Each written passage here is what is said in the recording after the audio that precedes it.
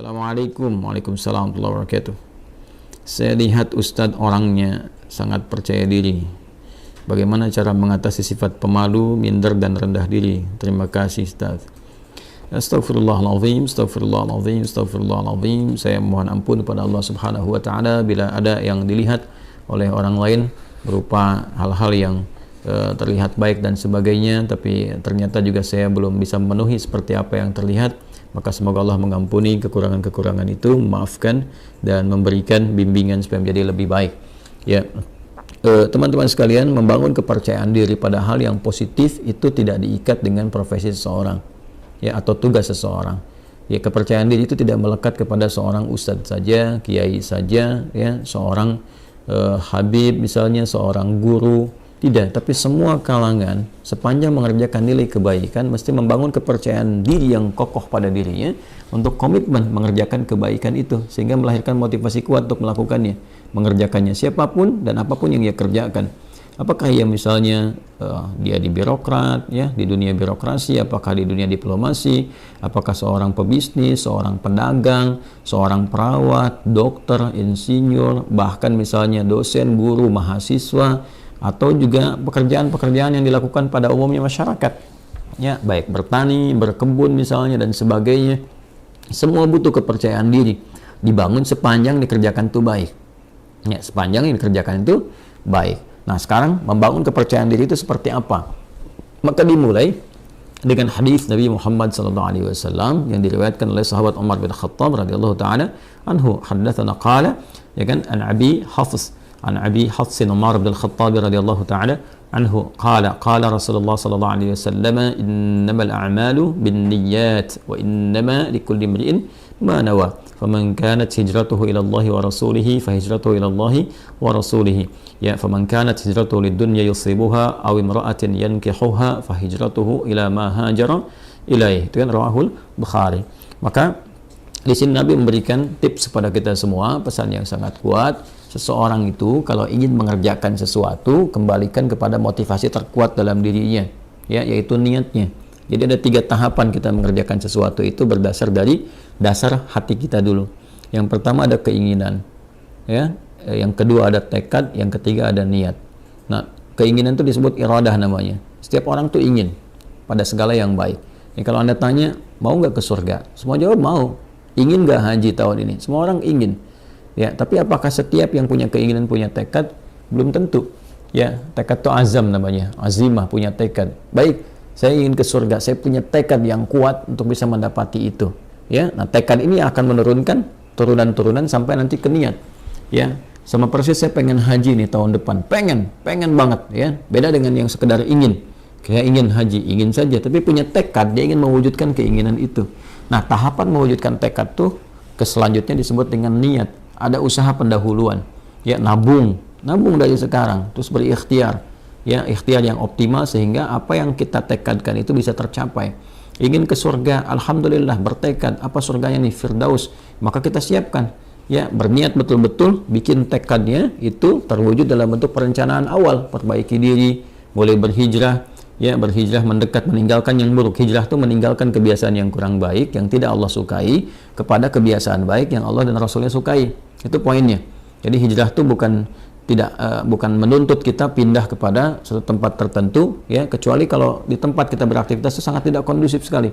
Ya, susah mendekat kepada Allah, terancam dalam keburukan, ya, di tempat kerja misalnya, tempat kerjanya diliputi keburukan-keburukan yang sulit sekali mendekat kepada Allah. Mau sholat susah, baca Quran susah, sementara kita sadar bahwa rezeki itu yang mengatur Allah, kan kita sadar betul Allah Maha Pemberi rezeki, Allah mendatangkan rezeki. Ya, kenapa kita tidak berpindah ke tempat yang kemudian Allah sukai dan dengan itu keberkahan Allah berikan? Toh tetap kan rezeki tidak akan tertukar, toh tetap tidak akan berkurang. Ini kan poinnya. Nah, itu hijrah yang menuntut perpindahan tempat. Sama dengan tinggal di lokasi misalnya yang di tempat tinggal itu walaupun kompleknya terlihat megah dan sebagainya, tapi fasilitas untuk masjid tidak ada, mau pengajian susah, mendekat kepada Allah juga tidak mudah, gitu kan? Karena mencari tempat yang teduh, yang nyaman ibadah, yang enak beraktivitas, di situ kemudian Anda membangun kepribadian yang lebih dekat dengan Allah Subhanahu wa taala. Jadi hijrah itu prinsip dasarnya meninggalkan perbuatan yang tidak disukai oleh Allah dan Rasul-Nya kepada kebiasaan dan perbuatan yang disukai Allah dan Rasul-Nya. Jadi bukan menuntut satu perpindahan secara langsung, ya, atau pindah kepada misalnya komunitas, pengajian, golongan tertentu, bukan itu poinnya. Jadi jangan Anda katakan kalau berhijrah ini pindah ke golongan A, komunitas B dengan nama tertentu dan sebagainya. Bukan itu poinnya. Ya, lebih kepada mendekat kepada Allah. Siapapun yang bisa membimbing kita sepanjang sesuai dengan ajaran-ajaran yang disampaikan oleh Nabi, mengacu kepada keterangan dasar Al-Quran, ya kita ikuti dalam kebaikan.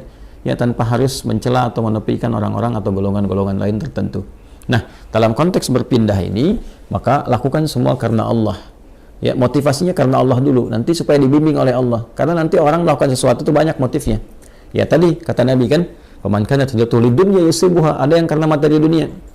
Ya, jadi Anda ini melakukan aktivitas untuk percaya diri ini, ya, mengatasi sifat malu, minder, macam-macam. Apa yang mau dikejar? Karena dunia. Ya, kalau cuma dunia orang banyak sekarang. Ya, ada latihan-latihannya segala rupa untuk mencapai pekerjaan tertentu. Ada latihan sekarang di bidang bisnis misalnya. Dilatih Anda public speaking, bagaimana bicara depan orang, begini, begitu, dan sebagainya untuk capaian dunia. Ya, Anda akan dapat. Kata Nabi, Anda akan dapat.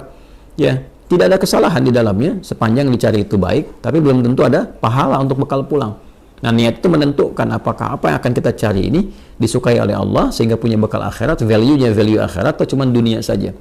Itu poin pertamanya. Jadi tanamkan pada diri kita itu motivasi yang kuat untuk mengerjakan sesuatu ini lillah, karena Allah, ya, dan Rasulnya. Nanti karena Allah itu memberikan kekuatan pada jiwa, dan Rasulnya memberikan bimbingan yang sudah Nabi contohkan kepada kita, ya, dan mewariskan pedoman-pedoman kehidupan yang abadi sifatnya. Nanti tinggal diikuti di situ, ya kan? Nah, jadi yang pertama adalah membangun kekuatan niat, motivasi diri dulu. Motivasi diri dulu. Saya ingin melakukan ini sebagai hujjah saya ketika kembali kepada Allah. Ya, saya ingin melakukan ini, ya, supaya Allah ridha dengan saya. Nanti dari niat yang benar itu Allah berikan kekuatan pada diri kita. Nah, niat itu terjemahkan dengan apa? Setelah muncul dalam hati kita, kita akan memulai aktivitas itu yang baik itu, maka kita bisa mulakan itu dengan memohon kepada Allah. Nah, di sini dia. Jadi membangun sifat kepercayaan diri, diantaranya memulai dengan menautkan aktivitas yang akan kita kerjakan, ya, dengan harapan perlindungan dan pemberian kekuatan serta bimbingan dari Allah. Mohon taufik namanya, minta. Nah, itu keadaan itu disebut dengan tawakal namanya. Ya, tawakal itu menyerahkan keadaan kita yang akan kita ikhtiarkan, baik mulainya ataupun akhirnya kepada Allah, gantungkan kepada Allah, sehingga Allah memberikan perlindungan yang paripurna kepada diri kita. Maka Nabi mengajarkan kita untuk berdoa dalam memulai segala hal. Nah, doa itu juga membangun kepercayaan diri. Makanya orang kalau mau mengerjakan sesuatu, ketika dia berdoa lebih kuat kan? Ya, Anda mau bicara, Anda berdoa. Dan diajarkan kan di Quran, di surat Thaha itu, bagaimana seorang Musa alaihissalam dibantu sekretarisnya Nabi Harun alaihissalam, ya, dua-duanya datang kepada Fir'aun untuk berdakwah, menyampaikan kebaikan, membangun kepercayaan dirinya bagaimana? Kan berdoa dulu. Ya kan? Setelah dia berniat baik, menjadikan semua urusan karena Allah, dibimbing oleh Allah tuh. Ya, bimbingannya indah sekali. Jadi bimbing oleh Allah, nanti kalau datang katakan yang baik-baik, katakan yang lembut supaya dia sadar. Ya, di Quran surat Thaha itu kan ayat 43 sampai 44, faqula lahu qawlan layyina la'allahu yatadzakkaru aw yakhsha. Katakan yang lembut, ya kan? Katakan yang halus, tutur kata yang baik, yang elok dengan retorika yang benar, ya kan? Sampaikan aja. Nah, mudah-mudahan dengan itu nanti, ya, ada kelembutan pada hati dia sehingga dia merasa takut kepada Allah dan memperbaiki diri. Nanti Allah bimbing, berikan kekuatan. Makanya nanti ayat-ayat berikutnya itu memberikan kepercayaan diri yang kuat kepada Musa. Ketika tawakal itu ada, lalu dibimbing doanya, Rabbi shrahli sadri wa yassirli amri wahlul 'uqdatam bil lisani yafqahu qawli. Lalu kemudian Allah menegaskan, jangan takut Musa, ya, aku akan membersamai kamu, ya kan? Nah, kamu akan dibekali begini begitu dan sebagainya. Ini isyarat Quran yang sangat dalam. Tautkan aktivitas kita kepada Allah Subhanahu wa taala, lalu bacakan doa. Kalau di sini terkait dengan bagaimana supaya tampil bisa bicara dan sebagainya, doanya juga ada sendiri. Seperti tadi diajarkan di Quran, Rabbi shrahli sadri wa yassirli amri wahlul 'uqdatam min lisani yafqahu qawli. Nanti untuk belajar supaya pede nih, ya, jangan sampai pesimis, waduh saingannya berat nih, waduh ini bisa nggak lulus ujian. Percaya diri, yang dituntut ikhtiar kok. Nanti Allah yang mengatur Anda masuk di kampus mana, di sekolah mana yang terbaik untuk masa depan kita. Kadang-kadang harapan kita ke A, tapi kata Allah jangan ke situ, kamu ke B aja, karena kamu nanti bakatnya akan dibutuhkan di bidang ini. Bisa terjadi. Ya, harapan masuk A, tiba-tiba masuk B, dan semua kampus bisa mendapatkan bagian-bagiannya gitu ya. Nah, maka di sini penting kita ikuti. Doa-doanya banyak ya. Rabbi zidni ilma warzuqni fahma, Allahumma faqihni fid din wa 'allimni ta'wil, sesuai dengan bidangnya masing-masing. Kalau belum tahu doanya, ucapkan apa? Ucapkan seperti Nabi bimbing dalam hadisnya. Ya, qala Rasulullah sallallahu alaihi wasallam, kullu amrin dhi balin la yubda'u fihi bi bismillahirrahmanirrahim fahuwa abtar. Maka mulai dengan bismillahirrahmanirrahim. Perbuatan baik itu niatkan, ya. Dalam diri kita kuatkan, ucapkan bismillahirrahmanirrahim. Anda mau kerjakan apa nih? Mau pidato, bismillahirrahmanirrahim. Nah, ba itu nanti ada 14 makna. Di antara makna ba di situ nanti ada sebabiyah. Ya, dengan sebab aku akan mengerjakan ini, aku tautkan karena Allah. Ghayahnya, ghayah lillah, karena Allah subhanahu wa ta'ala. Maka mohonkan kebaikan kepada Allah. Minta kebaikan. Bismillah, ya, Ar-Rahman, Ar-Rahim. Nanti sifat-sifat Rahman dan Rahim Allah akan disertakan kepada kita. Maksudnya apa? Diberikan bimbingannya kepada kita. Dioptimalkan, dinaungkan kepada kita. Dengan rahmat Allah, kita akan dimudahkan beraktivitas. Dengan rahmat Allah, dijaga dari kesalahan. Dengan rahmat Allah, diberikan kekuatan. Itu Bismillahirrahmanirrahim. Makanya Nabi pun ketika mulai menerima wahyu diminta oleh Allah untuk pendek, untuk percaya diri. Walaupun Nabi nggak pernah belajar, ya, nggak pernah beliau punya guru formal, nggak ada beliau pernah masuk madrasah, ya kan? Nggak pernah belajar, ummi sifatnya. Ya, sifatnya apa? Ummi. Maka apa yang terjadi? Yang terjadi ketika menerima wahyu kan, ya kata malaikat, iqra, baca. Ma'ana biqari, saya betul-betul nggak bisa baca. Iqra, ma'ana biqari, saya betul-betul nggak bisa baca. Ya, sampai yang ketiga kan, iqra ma'ana biqari. Nabi bisa mengatakan maqara'tu. Ya, pakai bentuk kata kerja, bentuk past tense, kemudian dengan sigat ma, nafi. Ya, saya nggak bisa baca. Tapi ketika ma bertemu dengan ba, itu taukid sifatnya. Ma'ana bi. Ya, ma ketemu dengan ba, itu penguat taukid. Ba-nya jadi taukid. Saya betul-betul nggak bisa baca. Maka apa yang diturunkan oleh Allah Subhanahu wa taala untuk membangun kepercayaan diri beliau? Iqra bismi rabbikal ladzi khalaq. Muhammad SAW niatkan baca itu, ya, baca untuk mengikuti bacaan yang dibimbing oleh siapa? Oleh hamba yang Allah utus, ya, dan dengan kuasa Allah yang membuat, menjadikan sesuatu aja begitu mudah. Yang mencipta kamu aja begitu mudah, yang mencipta manusia aja begitu mudah. Apalagi menjadikan kamu terbimbing untuk bisa mengikuti bacaan, lebih mudah lagi. Maka lakukan karena Allah. Allah kan kuasa atas segala hal. Anda adabnya, kalau Anda sulit melakukan sesuatu, Anda akan berusaha minta tolong kan pada yang lebih kuat. Oke? Ya, ada misalnya seorang usil pada Anda minta tolong pada yang lebih kuat, atau Anda lapor misalnya kepada yang berwenang dan sebagainya. Kenapa? Karena sifat dan fitrah manusia mencari yang lebih kuat. Siapa yang lebih kuat dibandingkan dengan Allah? Siapa yang memberikan kekuatan pada kita lebih dibandingkan apa yang Allah berikan kepada kita? Maka tautkan diri kita kepada Allah. Iqra bismi rabbikal ladzi khalaq. Nah, inilah kekuatan doa. Doa membangun kepercayaan diri. Doa membangun kekuatan. Ya, nanti setelah itu yakinkan bahwa apa yang Allah berikan kepada kita itu sempurna dan bisa melakukan apapun. Ya, sepanjang nilai itu baik. Wa 'allama Adam al-asma'a kullaha. Allah mengajarkan kepada Adam semua jenis segala hal yang bisa digunakan dalam beraktivitas di bumi ini. Ya, karena Adam itu nabi, Adam itu rasul. Nabi bukan rasul, maaf. Adam itu nabi walaupun beliau bukan rasul. Ya, karena bedanya kalau nabi diberikan risalah terbatas untuk diri dan kerabat dekatnya, ya tidak untuk umat. Adam diutus, umat belum ada, baru ada diri dan kerabat dekatnya, itu istrinya sendiri dan nanti anak keturunan awal dasarnya. Maka dipilih oleh Allah di Quran misalnya surah ke-3 Ali Imran ayat ke-33. Innallaha astafa Adam. Nanti baru ketika ada umat komunitas, nanti risalah diberikan membimbing umat menjadi rasul, yaitu Nuh alaihissalam. Makanya nanti innallaha astafa Adam wa Nuha, ya, wa ala Ibrahim wa ala Imran ala alamin. Dan ketika Allah kemudian memberikan sifat pengajaran, ada fitrah kenabian.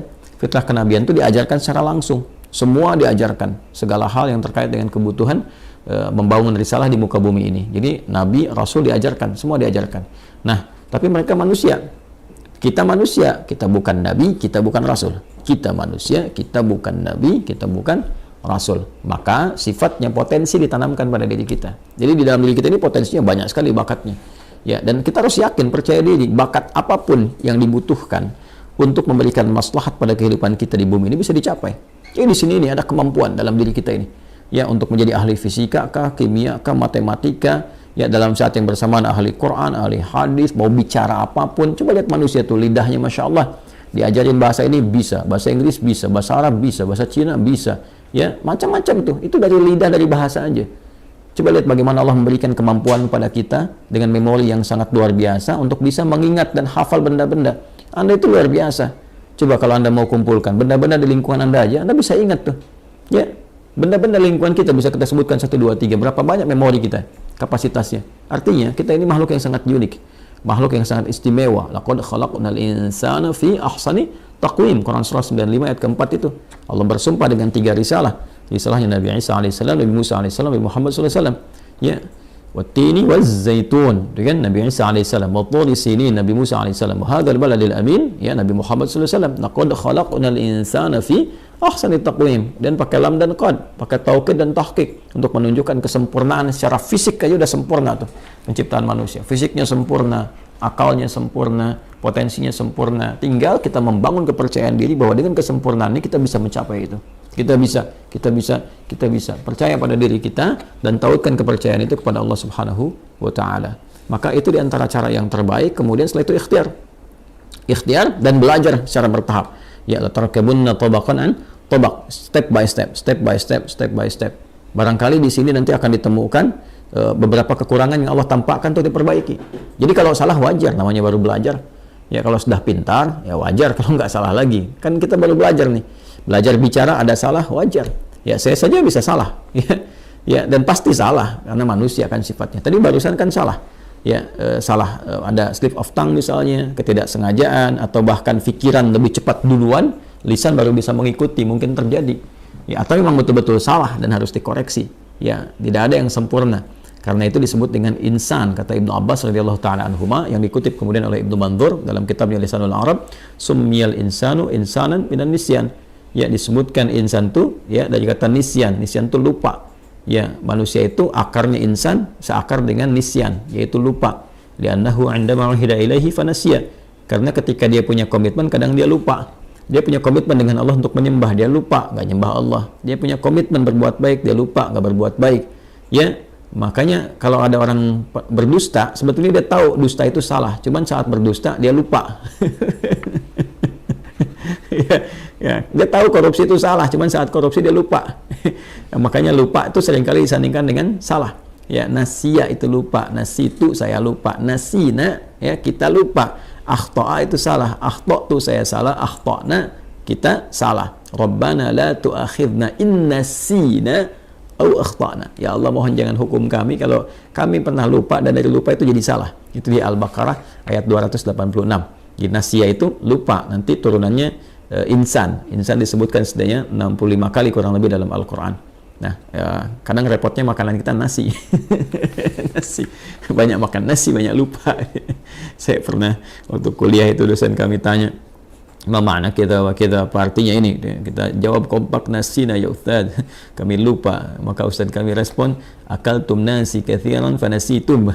Kalian banyak makan nasi maka kalian lupa. Nah, itulah di antara langkah-langkah awal membangun kepercayaan diri, memotivasi, menguatkan niat, memohon kepada Allah bimbingan, kemudian mendekatkan diri kita kepada Allah dengan berdoa sesuai dengan objek aktivitas yang akan kita kerjakan, atau setidaknya mengucapkan Bismillahirrahmanirrahim sebelum memulai aktivitas. Setelah itu yakin pada diri kita ada potensi untuk melakukan itu, lalu belajar dari kekurangan, kesalahan. Kalaupun ada salah, jangan langsung divonis saya nggak bisa. Tidak, bukan begitu caranya. Tapi Allah menampakkan itu supaya diperbaiki dan jadi lebih baik untuk ke depan. Setelah itu nikmati hasilnya. Ya, ikuti, nikmati, dan bangun tawakal hasilnya kepada Allah. Fa idza faraghta fansab wa ila rabbika farghab. Kalau sudah selesai, tata lagi dan hasilnya tujukan kepada Allah, tawakal bagaimana Allah memberikan yang terbaik kepada kita. Wallahu ta'ala a'lam bis-shawab.